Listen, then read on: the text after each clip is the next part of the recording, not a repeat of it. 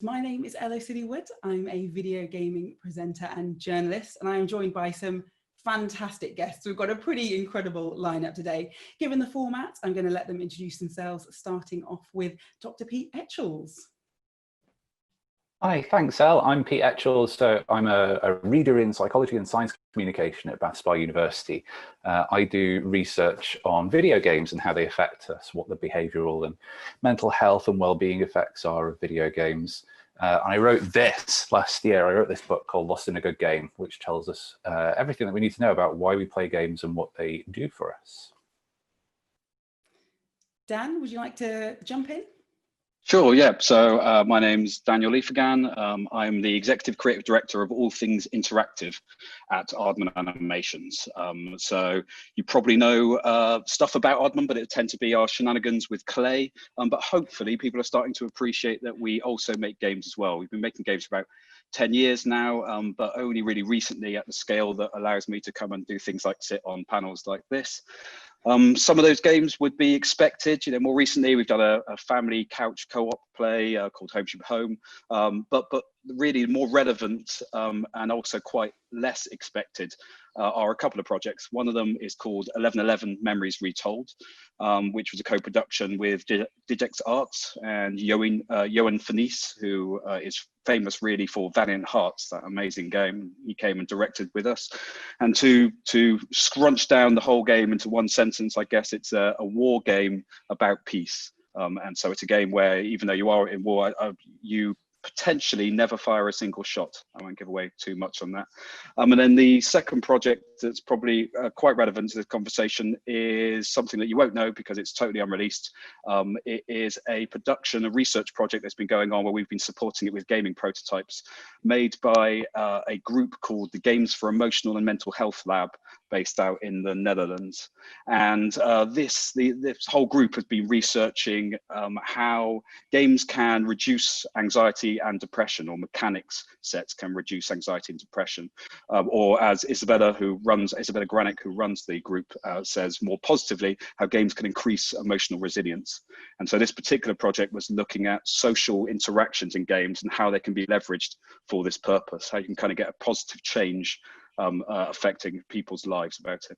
So I could talk about these projects constantly, so I'll stop there and pass on to someone else. Would you like to pick? Should I pick? Yeah. And now this is the trick, because I've already been told how to say your name, but will I get it right or not? It's Ziba, is that right? Did I? Close, it's Ziba. Nobody gets it right on the first guess. No, not at all. Yeah, I'm Ziba Scott. I run a small game studio called Pop Cannibal. Been doing that for about 10 years, based in Boston, Massachusetts. And most recently, we made a game called Kind Words, Lo-Fi Chill Beats to Write To. And that was me and Luigi Guadieri, the artist, and Clark Abood, the musician. And that game is about writing nice letters to people. So it's all real people, online, anonymous, writing about their fears and their concerns, and then writing each other comforting letters and trading stickers back and forth. It's been a bit of a surprise for us how many people have been playing it. And we're at about 1.8 million messages exchanged in the last 8 months or so. Brilliant. Well, we've only got one spot left in the introduction train. So Ellen, I'll hand over to you. Thank you very much, Elle. My name is Ellen Festøy. I'm a producer and the creator behind the mobile game called My Child Lebensborn, developed together with Serecta Studio here in Norway. The game is about taking care of a 7-year-old kid in 1951 and discovering how the child had an enemy German soldier as a father. And you have the challenge of looking after the child while it experiences and discovers the hatred and animosity in society. So it's really about caring, and at the same time you learn the true story of what happened to these children. And children born of war are born in every conflict, and they live after the war being seen as symbols of the enemy. So that's a game based on true story, and I'm currently also a researcher at the Norwegian Film School, researching emotionally charged interaction in non-fiction, which is really sort of following up on the work from My Child Lebensborn. Fantastic, thank you so much. Well, as I said, See, I told you we had a stacked panel. It's a pretty amazing lineup. We couldn't have picked, I think, a better set of people to chat to today for our panel on games and kindness. So I'm going to kick things off with kind of an obvious topic, which is that we're all in isolation. We've had it's unprecedented times. I'm going to use the word we all love to hear. And obviously we've seen a huge uptick in people turning to games to kind of cope with the social isolation. So kind of what games have you yourselves been playing? And for you, have games been a way to deal with kind of being cut off from the world? Shall I go first? I love it. Should we go in the same order? What have I been playing? I've been playing sporadically because I've got an 11-month-old, so she takes up most of my time at the minute. I've been playing Animal Crossing a little bit, the new Final Fantasy VII remake, because the original was one of the greatest games ever, my own personal view. But yeah, I love that. And then just kind of bits and pieces of things in places. I found a game called Bit City for my my mobile, which is it's a really kind of lazy game. It's sort of like a really cut down version of SimCity, but because it's quite repetitive, I find it quite therapeutic just to sort of play it for a little bit and zone out to that. But yeah, I kind of picked up Animal Crossing just at the start of the lockdown. Because everybody said it was brilliant and should play that. I've not played it for 2 weeks, basically because I forgot to buy some turnips one Sunday morning, and I was so devastated that I wasn't going to make any money. I just couldn't play it for a bit, and then I got distracted by kids and things like that. So yeah, bits and pieces of everything at the minute. Dan, how about you?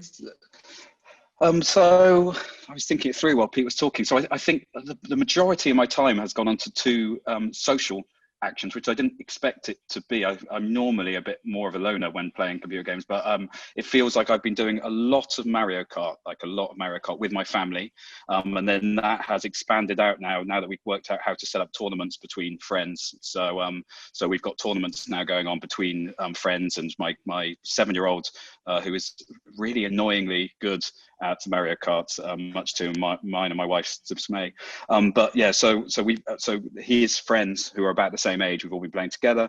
And then in the evenings, like the drug that it is, I keep falling back into Apex Legends every evening with a group of friends as well. So I rarely used to play multiplayer, but since lockdown, I've actually been playing a lot of multiplayer games. So that's Apex, tell me about it. I've been having a really strange time with Animal Crossing. Particularly, my wife doesn't play a lot of games, and she asked to play Animal Crossing. Oh, this is great, and it actually has a little co-op player. And so we started playing it. But every time they try and get her to buy something or grow something, she has this really strong anti-capitalist reaction. It's like, why do I need a house? My fantasy is to be in a tent on an island. Like, why do I even need a tent? And so we basically load it up every few days, carry our cots from one side of the island to the other, and put it down and just go back to sleep, and have like delved into none of the mechanics whatsoever. We're just camping on the island and should be very unhappy if we push it any further, because why bring our real lives into this? So I'm almost playing Animal Crossing, but not really. And for me, I haven't played that much, but what I have been playing is Disco Elysium, which I just find a really fascinating game, really testing something new and how you develop your personality in a really interesting way, going from a sort of gonzo character to actually having a moral or not, which I found really fun. And also just exploring social VR in a new way, with just testing to meet people as avatars, because I do get a bit tired of Zoom after a while. So having an avatar, being able to sort of wave my hands and turn around and walk over to talk to people has been quite nice. That's a really good mix. I was expecting maybe, Animal Crossing from everybody because it's all I ever see, but that's a good mix of games. So, as I said, we are kind of seeing people really turn to games, whether they're people who already play, whether they're new to the world of games. So Pete, I wanted to ask you in particular, what's the kind of psychological motive behind games helping with isolation? Why do they feel like they're bringing us together so effectively? So it depends on the game, right? It depends on how it's crafted and whether it's designed to help in that sort of way. And I think part of the reason why Animal Crossing has captured so many people's imaginations is, if you look at psychological theories around why we are motivated to do things, you can broadly categorize it in two ways. So extrinsic motivation, which is we do things because we get rewards for them, or we get paid, or we get praise. Or intrinsic motivation, so we do things because we like doing them and we enjoy them. And underpinning intrinsic motivation are three basic human needs. So autonomy, which is, we like to have choice and freedom over the things that we do. Relatedness, so we like to be connected with people and engage with others. And the last one, which I can never remember, competence, which is, we like to feel as though we have mastery over the thing that we do. So games which tick those three boxes tend to be the most popular games, and they tend to be the most commercially successful. Not always the case, but you can, there's a wealth of research over the past 10-15 years that has shown that if you take games that look very similar to each other, but some of them score highly in terms of allowing you to do stuff freely and the others don't, then you see that one was like the charts at the time and the other one wasn't. But Animal Crossing kind of allows you to do all of those sorts of things. You can literally do whatever you want. You can try and become a turnip magnet like me, or you can try and just camp on a faraway island like Ziba, and that's fine. It's literally, you're not breaking the game by doing that, because there's nothing to do in the game, as it were. You do what you please with it. It's easy to get into.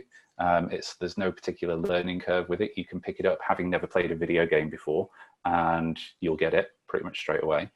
And you can connect with people. You can invite people over to your island. You can go over to theirs. There's been some amazing stuff with Animal Crossing recently, like people have set up graduation ceremonies in game. A US sci-fi writer called Gary Whitta has set up a late night talk show called Animal Talking, which is, it's brilliant. It's like genuinely really compelling and watching. And so again, games that those boxes are always going to be popular. And the reason that they're popular is because they fulfill that kind of intrinsic need. They're enjoyable, basically. There's no kind of magic to video games in that sense. They're not special in any other way. Like we play them because we enjoy them, and we find something fulfilling and meaningful in doing that. So Ziba, when you were making Kind Words, which obviously, as you mentioned, is a game where you send letters back and forth, was there anything that you kind of built in to make it feel so kind of, I'm going to say, profoundly connecting? Because when you play it, you really do feel like you're, if not building relationships, having intense moments with people that you never see, you don't know their names, you don't really know anything about them. So was that something that's just come about because people are often writing very personal things in the letters, or did you kind of try and cultivate a sense of personal connection? One of the things that Kind Words gets to use as a tool that most games don't is the full bandwidth of communication of writing.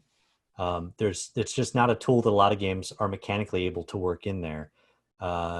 Even if you are writing, it's not going to be read by another person or fully interpreted. So it's just, in terms of agency, it really lets you bring in a wide and very specific set of things. So you can really dive into something unique about yourself, and allowing you to bring that much of yourself to a game is immediately strikingly different than other game experiences. And that's what we found doing a previous writing game, which was about writing poetry and sharing it. But the real twist that made this feel more personal and connected was to frame it as asking someone for a comment, to really frame it all around these pairings of, I feel this way and I want a connection on it. Please connect with me. And then when others see that, you have permission to engage in their lives, unlike you do in hardly any other context. You may meet a person and you can tell they're sort of sad, but you don't feel you have a right to dive into their personal life. And this is a framework that invites people to get personal and to talk about specific elements of their lives that are really hard to in other contexts. So obviously, Ilan, if we talk about your game, that's another game where it's kind of about connection, but with a character, you know, that isn't real. It's not another person on the other side, but it does kind of teach you a lot. Interestingly, a lot about social isolation, which I think, you know, is very relevant now. But again, were you trying to, of course it is a game where there's a very definite aim to teach lessons, but was it more about people experiencing it themselves, or did you want people to come away with a very specific lesson that, you know, you had in mind? It started out with us wanting to tell the story so that people would know about these children and how the war isn't over when it's over, because you have war victims after war because of the hatred. But we also realized gradually during this 3 years it took to develop this thing. One was that we needed to motivate the players to actually play through this story. And it is very dark and sad. So we found out that we really had to work with the caring aspect to make it rewarding for the player, and to develop the player's character that the player can be present and be a force of good, trying to make things better. And that's a really huge part of the game. And and then we have the child giving. You get the feedback of how you're doing by looking at the body language and facial expression of the child. You don't get any points. And just stroking the cheek of the child will react to you and stuff like that. So it wasn't where we started out, but it's a huge element of the game, because otherwise I don't think it would have worked really with that topic. So if we're talking about games kind of having a responsibility to teach, you know, I guess, Dan, I'm interested to hear more about, you know, you mentioned a project trying to build emotional resilience through games. And I'm really interested in this idea that so many people, you know, our panelists here today are seeing themselves as having a responsibility to help people through games. It's not just about, you know, being entertainment. It's not just about you sitting down and having a fun half an hour. It's about you being a different person when you finish the game. So is that how you feel? Is that how you approach titles? I think yes and no. It really depends on. I think the creative process is complex, isn't it? The seed that kickstarts that drive to turn something from wouldn't it be great to do this, to actually getting enough people believing in what you believe in to get something started. But I think with 1111 and definitely, no doubt about it, with Alt Shift, and I do generally think with a lot of Aardman productions, we want to try and make the world a better place, don't you? You don't want to. It would be nice if we can all unload some of our general guilt that we carry around with us all the time by trying to make the world a better place. And so when you can find that connection between something that is positive to add to the world and something that is entertaining, I think they're the projects you think this has to happen. We have to make this happen. And I think both 1111 and I realized I'm using the word Alt Shift. You don't know that's a code name for the project, the other one that we were talking about. So both of those I think had that seed, and I hope we continue to do many of them on to the future as well.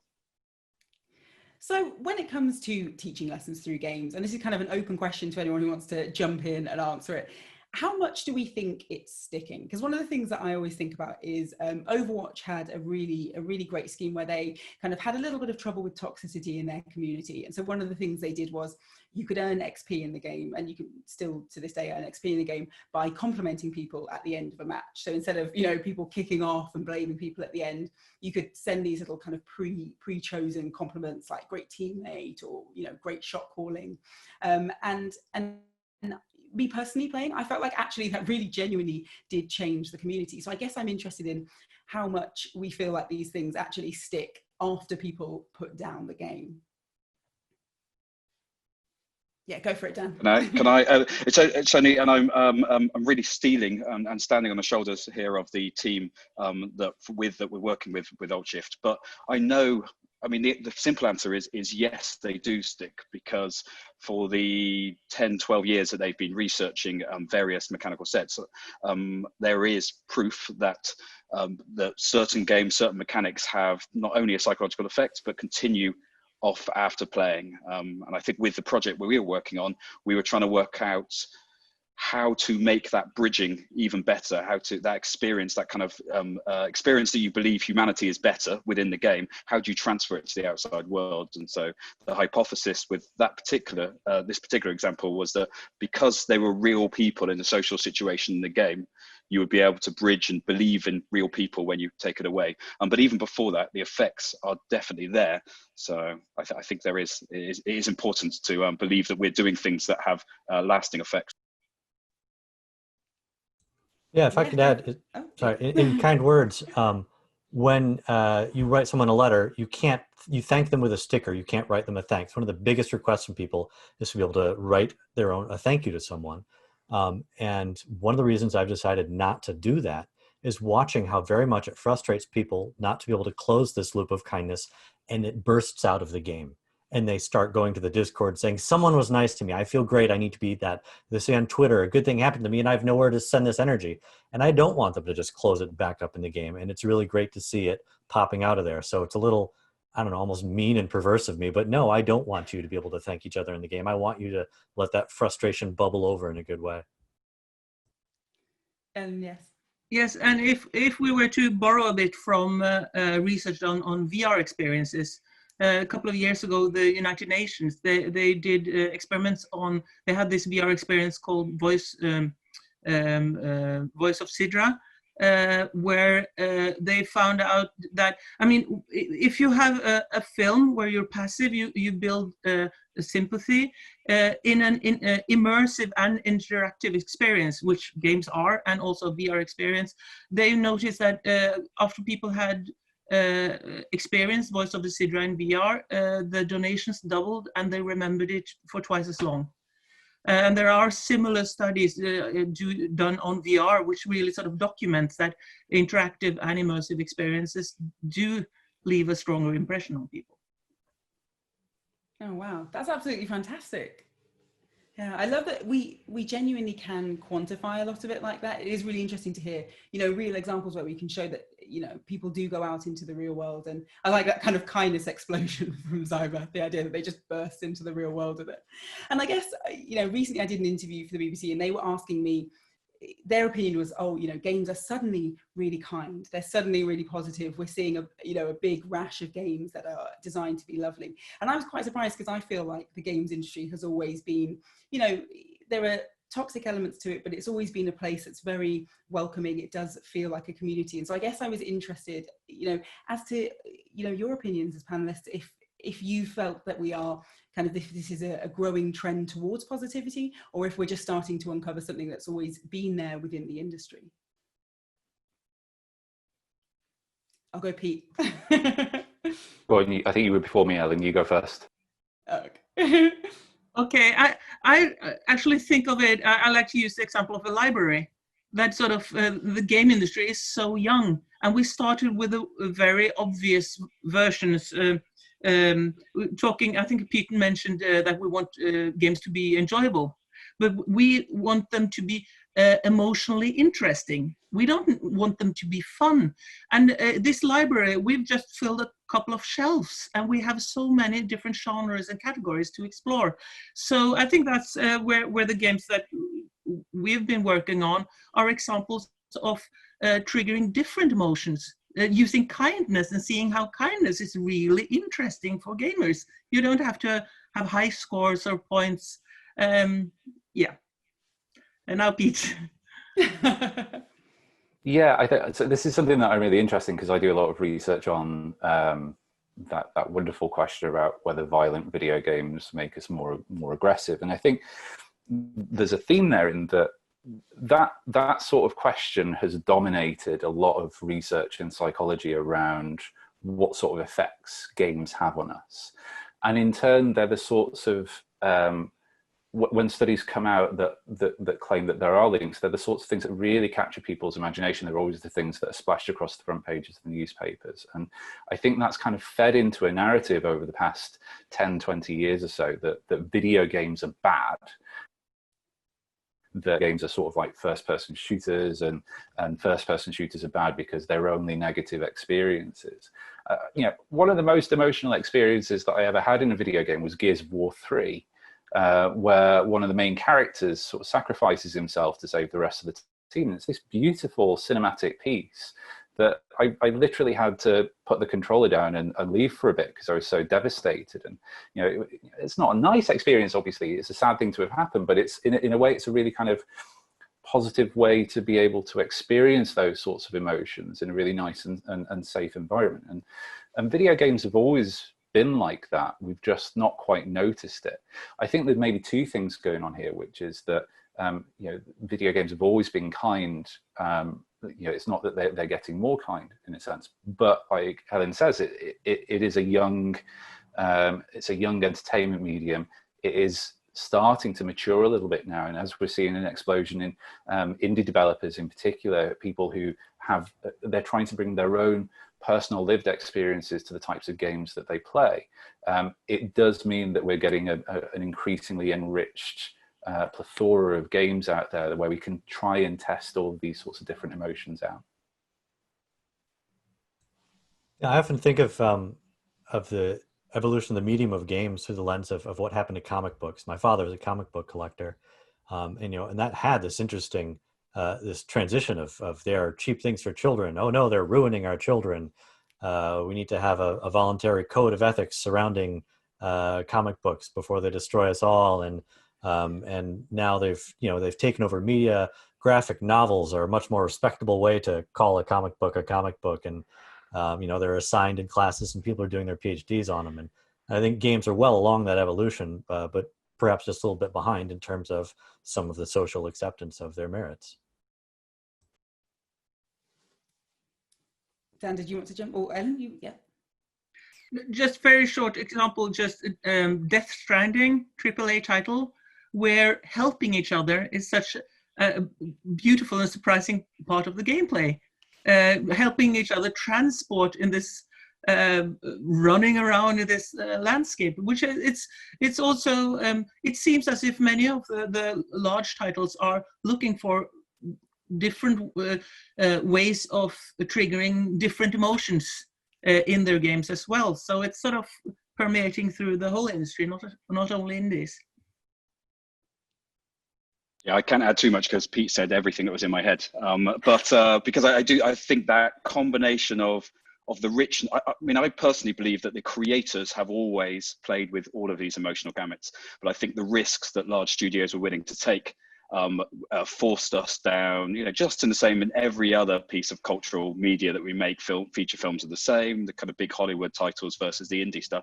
But I think we've the group of indie gamers, indie game creators have come out and they've proven that there is so much more to offer, and that's created allowance for people, larger game creators, to take these risks and do it. And I think Death Stranding is a great example because it's just, I would say coincidentally, I don't think Hideo ever came and stole this information from us, but the work we were doing on Alt Shift, which was all around that social connection, nearly every single one of those emotional and psychological kind of factors that we were attempting to create in the mechanical set is there in Death Stranding. So either purposely or inadvertently, he seems to have created a machine to allow kind of social belief in other people and joy from other people suddenly popping out from nowhere to say, here, have something. I don't want anything in return, just have this thing. So.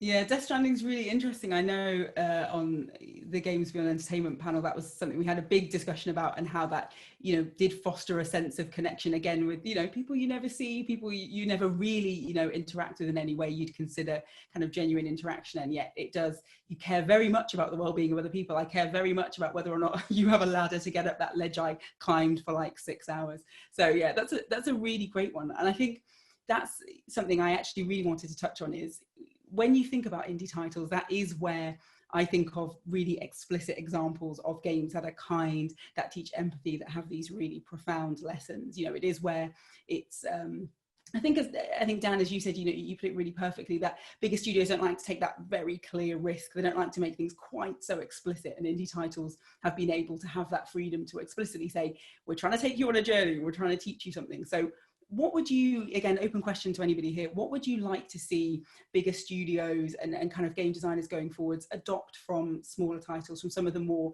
exciting, empathetic titles that we've seen? Oh, I like it. Everyone's thinking. Yeah, everyone's thinking. Yeah, I'll jump in. I probably haven't thought long enough. But for me, there's something around the challenges of bringing people together and trusting them to communicate and to build and to be a kind of a force for good, where I think a lot of social experiences with the risks of toxicity out there lock down this opportunity for community. And we know that the communities in gaming is huge, you know, it's massive, and it exists. And in some ways it's quite interesting what was being said earlier, because I do think they exist outside of the game. You know, got this interesting ecosystem between streamers and players and the game itself, and it all kind of is one big murky community. But I find that the smaller titles are taking more interesting leaps in understanding how to use that community. And I think the larger studios are a bit scared. So we probably need to be braver in that, I would say. Fantastic. Anybody else have anything they're keen to see?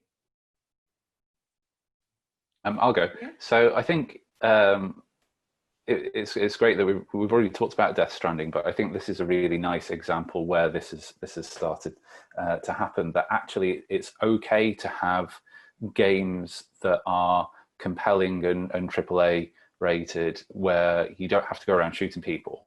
Yeah, there's a time and a place for that. I have no problem with that whatsoever. But when I was saying earlier that I think, you know, that there is a sort of more of a shift towards kindness in games, I feel like maybe in part that's because lots and lots of big popular games over the past 10, 15, 20 years have all been those sorts of first-person shooter games. And yeah, I love them all. They're all great, but you get a bit tired of doing the same thing over and over again.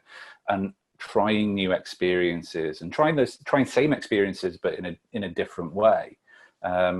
Those are the sort of things that I think people are starting to crave more. The social connectedness element of games is something that I'd like to see, like Dan said, it's something that I'd like to see more of. It's a really interesting one from my point of view, because, and this is not just an issue for video games, right? You know, the whole way that we talk to each other and communicate with each other online can get pretty toxic. And we've seen that in video games as well. They're no different in that sense. But at the same time, it's kind of incredible that we have games like Kind Words, right, where all of those boxes are ticked. You know, it's anonymous. You will never meet this person.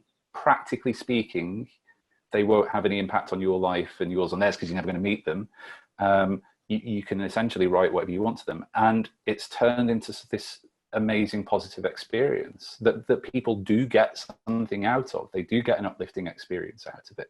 You know, I've been on the receiving end of letters from Kind Words, and I've sent them as well, and both of them really make you feel good about yourself, right? You know, and you don't get that in any other sort of entertainment medium, right? You don't get that through watching a movie. You can feel great after watching a movie, but you don't feel as though you've personally done something special and helped somebody. And using those sorts of examples and thinking about how you can frame the way that we communicate in games from the get-go as a positive experience, rather than as a sort of setting it up as a competitive or antagonistic experience. That's the next step, I think. And if we can figure out how to do that properly, then there's some amazing potential for how we communicate in them. Yes. In a way, it's not so much what I want from the big companies, because I think it's happening on its own, and we consume so much media. And we get spoiled, and we want relevance. We want content that feels relevant to us on a personal level. And earlier you could have a genre and you created a new title, which was a new story and new setting, but the gameplay and was basically the same. And that's fine. When I think you really need to know what genre you're in, and what you are, what is the user journey, what's the value that you're giving your users? Is it just sort of the mechanics that are even better than the last game? Or you have to be more relevant. So I think that the industry is moving towards emotionally more interesting content, because it in a way has to. Yeah. One of the things I'm hungry for to see more of in games is games that are not necessarily simulations of an action. They are taking those actions, that's one of the things we try and put in kind words. It's you are actually doing these things. I've been contracting lately with Harmonix of the music game pioneer genre with that. And one of the things I just love about their games, particularly like Dance Central, you are dancing, you are doing the thing in the game. And I'm not saying this is about making games that you have to become great at the task, but there is a certain real value and connectedness and agency to having such a clear mapping to your activities and what the game is about. And I love that. I'm looking forward to seeing more of that in games. Yes, Dan. Can I just add one more? I'm being greedy. I'm putting it too. It's only when Pete was talking about kind words, it made me realize as well, the emotional feeling I got when using it is something that I just never got in any other game, because it included vulnerability. And I think every single game out there, almost every single game, is around power or some form of kind of a growth of power. Even, Animal Crossing, your eventual kind of look at the scale of my my island and the power I have. Whereas when I played kind words, it was about being vulnerable, and I think that was quite unique. So more vulnerability, that's what we need. Well, I think that's really interesting, because I think one of the things that I found, really unique about, I think in particular, actually, 3 of the games that, we have here today, My Child 11's Born, 1111, Kind Words, is that when I've talked about them with people, I've described them in ways I don't describe anything else. I never really come out of a film and I'm like, I think it changed my life. I never have these kind of really profound experiences with any other entertainment medium. And so what is it about games that makes them so powerful, that when we're talking about kindness, when we're talking about empathy, when we're talking about connection, they're able to deliver those experiences like nothing else? Pete, I might throw this one to you to start off with. I thought about this a lot for the book, and it turned out that somebody got there first before me and said it in a much better way. So Naomi Alderman, the video game critic and games developer, talks about this. And essentially it's agency, right? So books might make you feel as though you're rooting for the main character. Novels might make you cry. Movies might make you feel as though you've been betrayed by the main character. But only in video games do you feel personally responsible for your actions. Do you feel proud of what you've done? Because you are the main character. You are the character. It's that level of immersion in video games that I think is the sort of unique selling point for them in terms of entertainment. So one of the big things that I like exploring in video games is trying to find those titles that allow you to explore things like your own moral compass, or how you might react in certain situations where you're actually kind of tested in that situation, right? So, we all watch like superhero movies, right? And we think, I could be that superhero and I'd be amazing and I'd definitely do the right thing. In video games, you're actually interrogated with that. So Firewatch is a good example of this. In Firewatch, you can, the only other person you interact with, you do so over a radio mic, right? And a lot of the game is choosing how to respond to this person. She's called Delilah, and you can do things like, at one point you can maybe start flirting with her, and you as the main character you're married. You've kind of run away from your wife because she's got health issues, and you're trying to deal with it yourself because that's the right thing to do. And I've played through that game countless times, and the first time that I played it, where I thought, oh, let's try flirting with Delilah, I immediately felt upset and really annoyed. I was like, Henry, what are you doing? This is disgraceful. Like, you're married. And I'm also married, and I've always liked to think I'm going to stay loyal, but I've never been actually put in that position where I've had to test that. But Firewatch kind of did it for me, and it just reinforced the belief that how I think I'd act in this situation, if it were actually me, I would actually act. I kind of maintain integrity and be loyal and all of those sorts of things. And that's quite really, it's an uplifting experience to be able to do that. You don't get that same sort of feeling through reading a book or watching TV or watching movies. The magic is really in the interactivity, because the game waits for you. Nothing happens until you give a response. And then you make a choice, and the game answers and evolves in accordance with the choice you made. So you are responsible for what happens. And we really use that in My Child Lebensborn. I think the core of the game is quite early, the child comes home, sits in the bathtub, and suddenly asks you, what is a Nazi kid? But it's been called that in school. And you have 3 different answers you can give. And you have to choose one answer. And so you have to think about the whole situation. What do you say to a child in that situation? And there is no right answer. There is no sentence that would fix this. And you still have to choose one. And you answer something, and the child doesn't get happy. You can see maybe different degrees of disappointment depending on your answer, but it's so heartbreaking when you have answered something and you can see the child getting sadder. So actually, very many young fathers have said that they can't play the game because it's too personal for them, because they think it's so hard to think about how they can't protect their own child. So it's but it's you don't get that in the cinema, because you don't have to interact with the material. So interaction is the thing for the future. I mean, I suppose I'm coming to defense of all other forms of media as well, I think, slightly here, because I've spent the last 20 years of my life selling the amazingness of games and interaction, and particularly, as you can imagine, in a company that was dominated and to some degree still is, but was definitely dominated by film and TV when I first joined.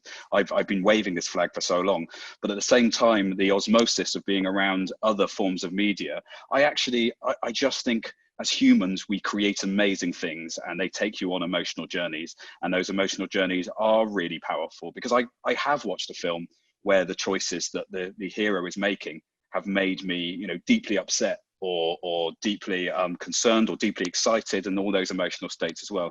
So I do think, I don't think games are hugely kind of sitting above everything else. I just think they need to be appreciated like everything else, as a human, beautiful little object of humanness that we where we accompany all these things. I admit, I think agency and interactivity is what their point of difference is. And that there is one more thing as well, I think, which is the sheer amount of time people spend in games. You hang out some of these universes for, in some cases, hundreds of hours compared to, say, a couple of hours in a film. And I think that does make it's what makes them potentially so powerful as well. But still, big up everything else. I love a book and a film. All right, well, if we could just have Dan removed from the panel, that would be great. If anybody could just kick him out. No, Ziba, did you have anything you wanted to add to that?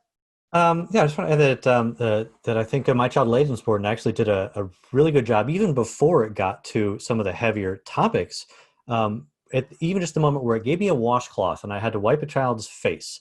This game was giving me, it was trusting me and giving me an opportunity to interact with it. And at that moment, it had crossed a line of a medium that I don't get elsewhere.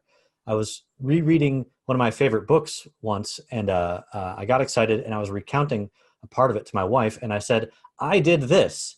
And it just struck me like, that's weird. I don't read books and say I did this. It was so odd. It was just wrong. But that is 100% of how I'm always recounting my adventures in game is my narrative there. So. Fantastic. Well, thank you so much for joining us today.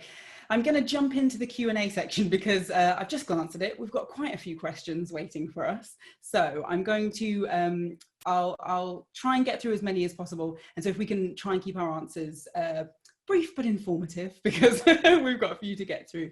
So first off, we've had a question from Brandon, who is asking kind of more to our developers. Do you believe that a sense of emotional or social connection has to be cultivated, or can it happen organically in a game through things like community?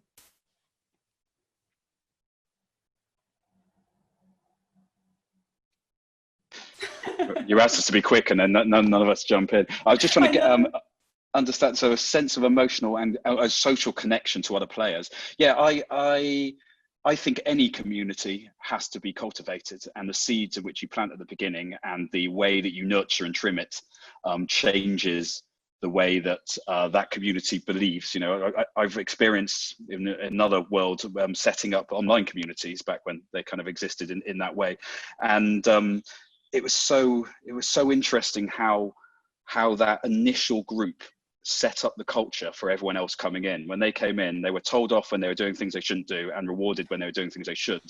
And so you have to cultivate it in some way.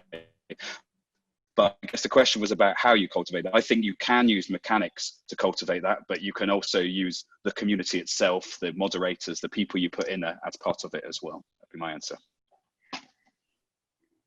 Fantastic. Do we have anyone else want to jump in, or shall I move on?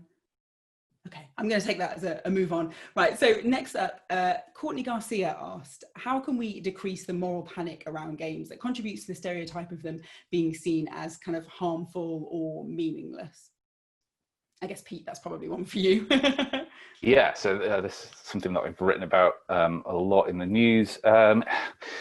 It's a difficult one because we're always going to get moral panics about new forms of technology, things that, you know, the developers, Douglas Adams basically said, anything that's created after you're 35 is against the natural order of things. So, you know, I'm very pro video games, obviously, but I'm sure that in like 10, 15 years time, I'll be rallying against the dangers of augmented super future VR or something like that.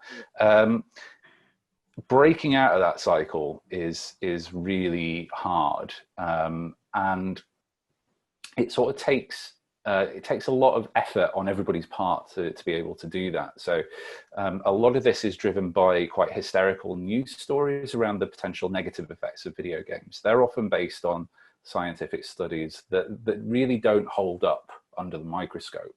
But in order to be able to figure that out, you've got to have the sort of time and willingness and expertise and ability to go and interrogate those papers. And obviously not everybody has the desire or want to do that. So I think science communicators could do a much better job of conveying nuance and complexity around not just video games, but a lot of different things in terms of whether things are good or bad for us or not. Actually, I kind of think what's happened, you know, the current situation in capital letters, has really provided a sort of sea change in the way that we see video games. And I think Courtney mentioned the World Health Organization in a question, and that's a really interesting place because 2 years ago, the WHO announced gaming disorder as a diagnosable disease.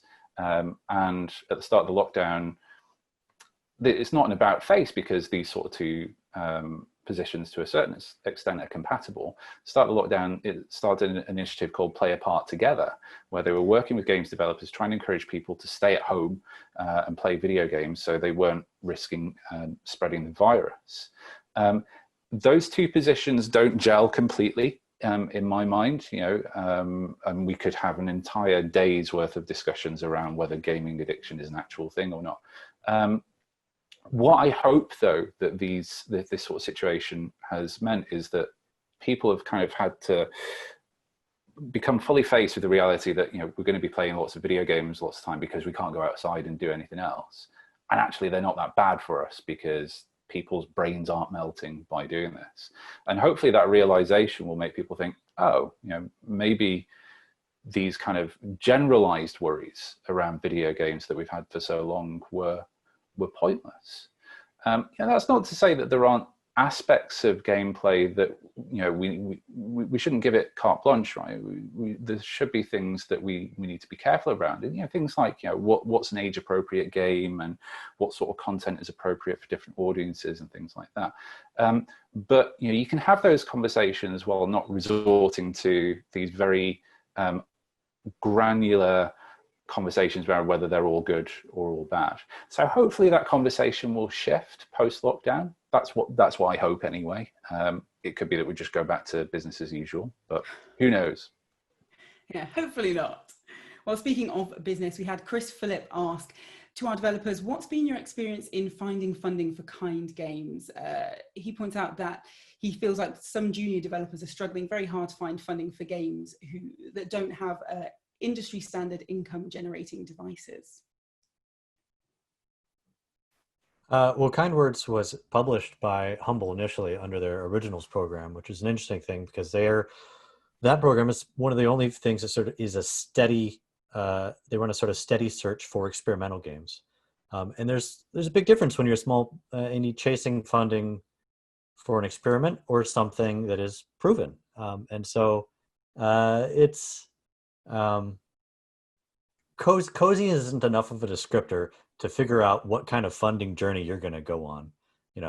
If you're making a big Animal Crossing clone and you've got the team to do it and you're going to put it on PC or PlayStation, you may find a lot of funding for that. But if you want to make something that is exploring a new avenue in a bold corner of it, you may be on your own to prove that concept is going to be a commercial success. Is it just worth adding, getting any game of any kind to happen is a horrendous and painful experience. So I wouldn't assume that if you were making a action adventure shoot 'em up that is any much easier at all to find funding. So yeah, I think that's a very good point. So we've got another question for our designers. Nick Murray wanted to know, do you consider empathy a mechanic in your games? I'm going to give you time to think. I know it's you don't have to answer immediately. I don't even know if I consider Kind Words a game. It's empathy is in the ingredients there. And I would encourage people not to worry too much about whether what they're making is a game or a toy or interactive. Empathy is in the mix, but it's a weird thing. Once you score it, if you score it like a game mechanic, you've kind of lost what it was in the first place. So for my money, it was best to put it in there and not try and treat it too quantitatively. I would say it's certainly a goal. So we really built and honed the mechanics to create empathy. So maybe it's not the mechanic, but it's certainly a very important part of the mix. Yeah. Again, just said what I was going to say there as well. I think it's a side effect, so I don't think it is a mechanic. I think if you want to make a game where you're either empathizing with the characters that are in there or with each other in a social structure, I think you strive to make that happen as a side effect of the mechanics you put in place. But you can't add the empathy mechanic in there. Fantastic. Now, Anastasia Glushkova, I hope I said that right, that's an awesome name, is interested in suggestions of kind games to play with kids, if anybody has any of those. Just apart from Animal Crossing. Yeah, I assume apart from Animal Crossing. But yeah, if there's any kind of suggestions for things that you could play with children that were kind.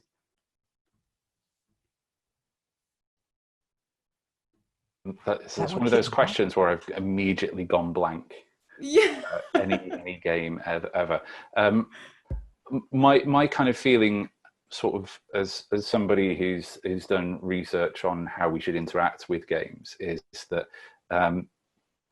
it doesn't. And I'm sure other people will come up with more specific examples because they're smarter than me. But it's not so much about the game that you play, but how you play it.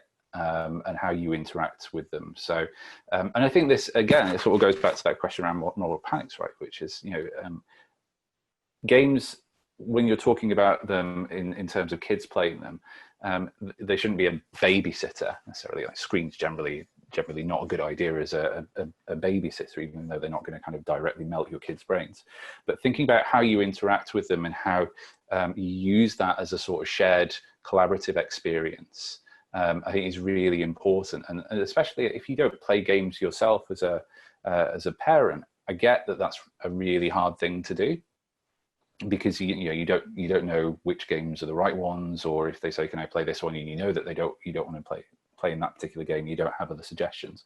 But starting to play with them can really help open that up. And that's not saying you have to become a gamer yourself, but it'll give you that little bit of knowledge about what sort of games might be appropriate and might be useful. It might be kind of interesting to play. One of my favorite games on the Switch is Snipper Clips, which is a really good game to play with kids because it's a collaborative game. So you've got to work together as two little weird shaped things to kind of clip the environment that you're in to achieve a certain goal. And you know, we wouldn't necessarily say that that's a kind game, but it teaches kind of team building skills and kind of the importance of collaboration, and you can chat to each other about it as well. I just remembered another one before I kind of hog the time completely, but depending on your kids' levels of language abilities, so this is kind of maybe for older kids, there's a really good iPad game, tablet game called Space Team. So you need like multiple iPads and smartphones and things to use it because everybody needs their own control system. But basically you're on a spaceship that's completely falling apart, and on your screen is a little control panel with weird and crazy names for things like a discombobulator knob and things like that. So you get instructions about what thing to press or what button to press or thing to turn, and sometimes they're on your screen, but sometimes they're on somebody else's screen, so you've got to shout out instructions and listen to what other people are saying, and it's good, crazy fun.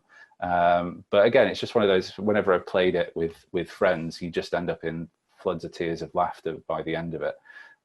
So not inherently a kind of time game in a sense, but a really funny game. I mean, I would also add Mario Party, teach your kids not to steal. That is, don't steal stars. That's kindness right there. But in general, I like any of those team games for children. I think they're quite fun for, you know, teaching them to work together, and that sometimes it's not just about you winning, it's about, you know, the participation. And so I think our final question, I really like this one that just came in now from Jeremy Wilkinson. And he was interested if there were any kind of specific game mechanics for generating any emotion that any of you could highlight that you'd enjoyed in a game that you would kind of recommend as a good example of how to make your player feel something. I could jump in a quick one. One of the weirdest and most sudden and dramatic moments I had was, and this is, nobody's gonna be doing this anytime soon. I was playing Mass Effect with the Kinect voice recognition enabled, and I had to say something out loud. And that's something I had to do so rarely. I had to break up with someone. I had to make a relationship decision and not just hit a button. I had to say the words to a roughly life-size face on the TV.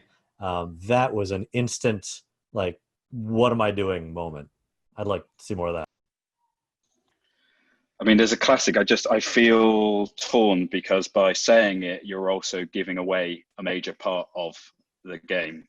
If I mention brothers, shall I say it? I'm looking to the panel. Do I explain this, or is this does that ruin the game for everyone? I tell you what, if you haven't played Brothers, don't listen anymore, and I'll wave when you can come back. If you're okay, there we are. Good. All right, go ahead.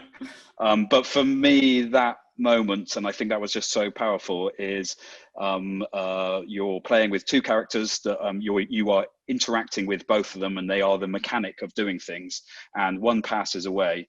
But the thing that makes it feel so powerful is that mechanic has gone, and so you are now missing your right thumb. I'm doing this in front of me because it's like all of a sudden it's missing, and you can physically feel that lack of ability and power and loss in the shift in mechanics, and it just chimes so perfectly on top of the emotional loss that they play in the story. So just line them up, I think, is the important thing there. All right, I'm doing my come back. Come back to us if you haven't played Brothers and you don't want it spoiled. We're done. We're finished talking about it. All right, anybody else have something they'd like to highlight from a game in particular? No? Okay, lovely. I guess I'll quickly drop in mine, which is if you played Everybody's Gone to the Rapture, there's I think there's something about telling you a story that you can't participate in. I think sometimes actually in games, I'm so used to being able to change things being interactive, me being a part of the story, that actually to play a game where I wasn't part of the story and I just had to listen to really, you know, heartbreaking snippets, heartbreaking memories and fragments of a story. I think that was something that for me was really profound. It's a game that it's very moving in a number of different ways, but just actually playing a game where I really couldn't interact, that was such a big change that for me, it made me really listen and pay attention to the stories I was hearing. Whereas sometimes you're like, you know, skip cutscenes, get me to the next bit where I can play. And so to have that kind of agency stripped away from me made me really focus on the story they were trying to tell me. So that was something I thought was very profound. But yeah, that was our final question. We're only 2 minutes late. I'm very proud of that. We really got through those.